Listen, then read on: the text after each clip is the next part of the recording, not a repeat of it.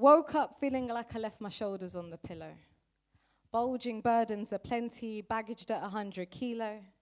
100 kilos or 100 years, 'cause so many women for me have carried and held in 100 tears. From lack of containment or unwarranted enragement or whatever it is you want to say to belittle my sex. It's okay, I won't get defensive. All I know is it's the most sensitive women who live the most connected. 'Cause once her pain is out and vented, you'll appreciate her realness. Just let her mouth nourish your soul rather than work your penis. Let sensitivity consume you. We're here to be exposed. Feel so ethically wrong that a human should feel so equanimously closed. Equanimity. A state of such succinct psychological stability and composure, undisturbed by any experience or exposure to emotions, causes me to lose my balance of mind. How dare you accept your human form, yet refrain from feeling the grind of your teeth when the chalk hits the blackboard, or feel enraged when that brat at school calls your son a gaylord? So much inequality, not even between sexes. Women will turn against their own if you bring out the right exes, and boys are none the wiser because their egos are hard to master, but only boys nurtured well become men worthy of being fathers.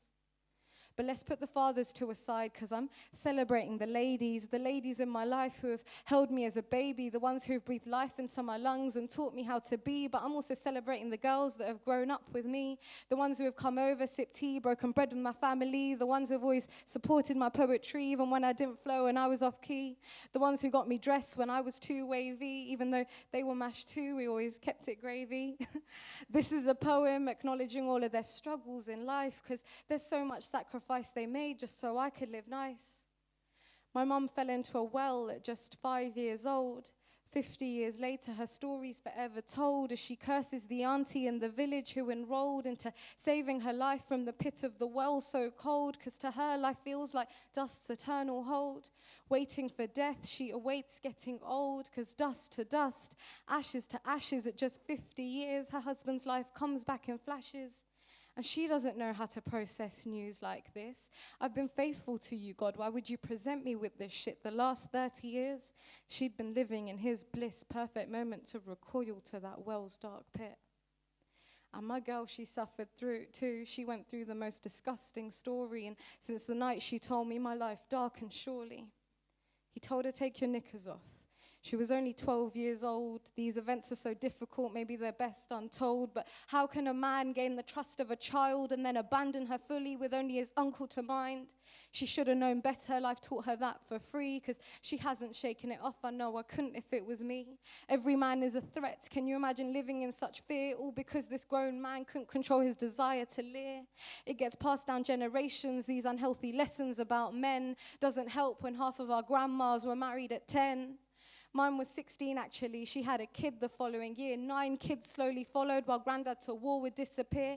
Kids either grew into women or boys. My aunts were cooking for masses, not playing with toys, fantasizing about boys. Mine were so untainted and coy.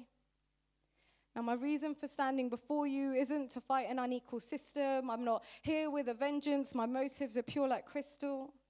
My influences don't all derive from inequality. I've got women in my life who can freely revel in frivolity. Like, take my cousin. She can because she worked. She gives me a reason not to twerk. She tells me she hates her teeth. I tell her get them done. She says it's about 12 grand. Now, to me, that's a bomb. But she paused for a second and cash drop goals like a don. Not that I don't have 12 grand for that, she says.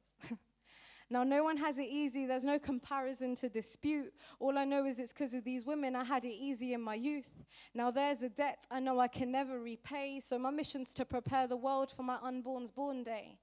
I'll tell her, you're only in existence because so many have died. You're in a legacy of greats, baby. You'll know in time. And no matter where success takes you, honor these predecessors of mine. Because it's because of them that so brightly you'll shine.